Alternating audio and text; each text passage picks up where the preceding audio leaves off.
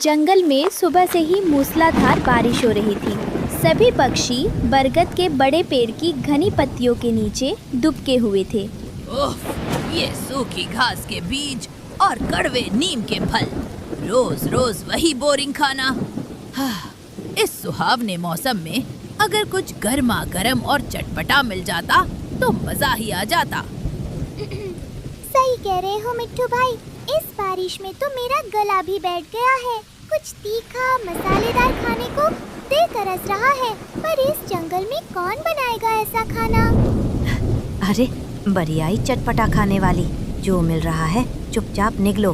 बारिश में वैसे ही दाना मिलना मुश्किल है, इन्हें पकवान चाहिए। रानो चिड़िया चुपचाप अपने घोंसले में गई।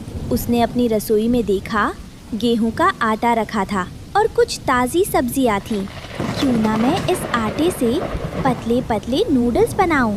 हाँ, और इसमें बारीक कटी प्याज, रसीले टमाटर, हरी मिर्च और अपने गुप्त मसाले डाल दूं। कुछ ही देर में रानो के घोंसले से एक ऐसी खुशबू उठी कि पूरे जंगल के पक्षियों की नाक फड़कने लगी। रानो एक बड़े पत्ते पर गर्मा गर्म मसालेदार मैगी लेकर बरगद के पेड़ के पास पहुंची।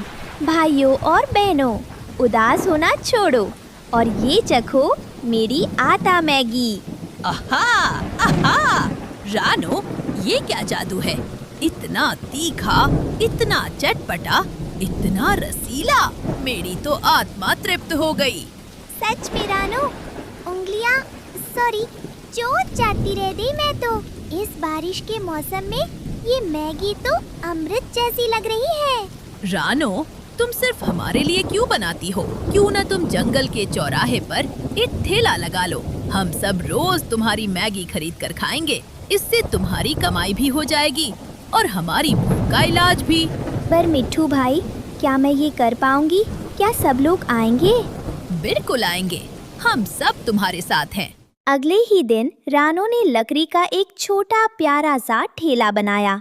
उस पर सुंदर अक्षरों में लिखा, रानो की चटपटी मैगी। आओ आओ पक्षी भाई, खाओ मैगी गर्मा गर्म। रानो ने है इसे बनाया, स्वाद है इसका बहुत उत्तम। उसकी सुरीली आवाज़ और मैगी की खुशबू हवा में तैरती, जिसे सूंघकर दूर दूर से पक्षी खींचे चले आते। कुछ ही दिनों में रानो की दुकान पर भारी भीड़ लगने लगी। उसकी तरक्की देखकर कालू कौवे के सीने पर सांप लौटने लगा। ये मामूली चुरिया कल की आई लौंडिया पूरे जंगल में छा गई। सब इसके आगे पीछे डोलते हैं। मेरी कोई इज्जत ही नहीं रही। इस चुरिया का ताना पानी बंद करना ही होगा, पर कैसे? मुझे किसी की मदद लेनी होगी। कालू उड़कर सीधे जंगल के सबसे बड़े लालची और पेटू चीकू चूहे के पास पहुंचा। राम राम चीकू भाई, क्या हालचाल है?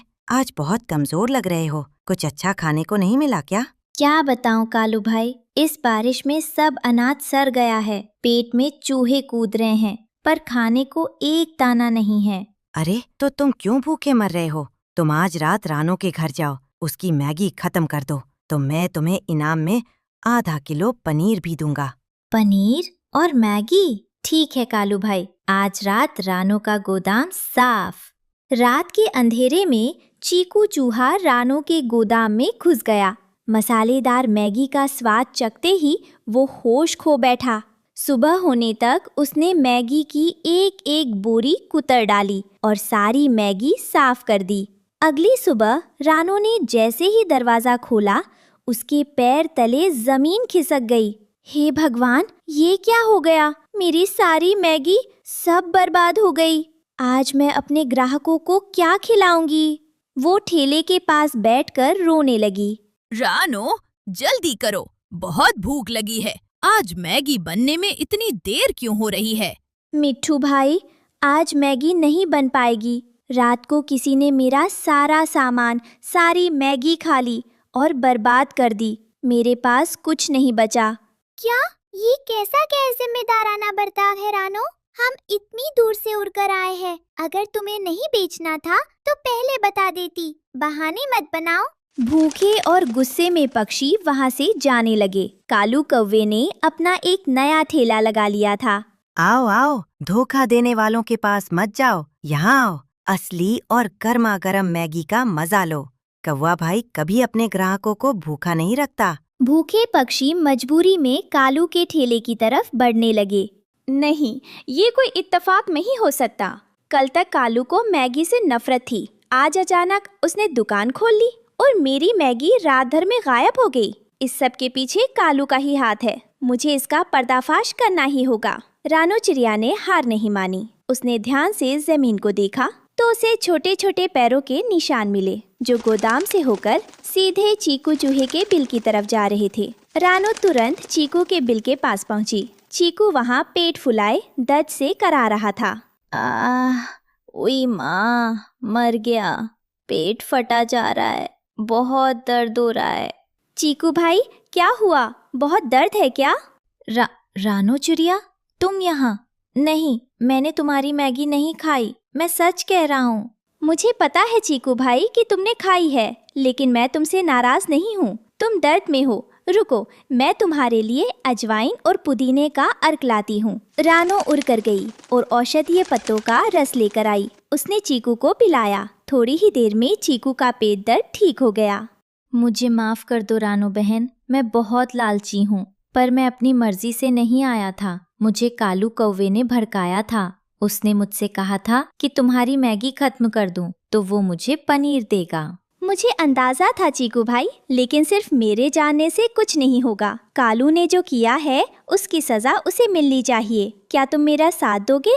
बिल्कुल दूंगा रानो बहन। उस धोखेबाज कालू को सबक सिखाना ही होगा। रानो और चीकू चूहा चुपचाप कालू के ठेले के पास पहुँचे, जहाँ सभी पक्षी कालू की बनाई बेस्वाद मैगी खाकर मुंह बना रहे थे।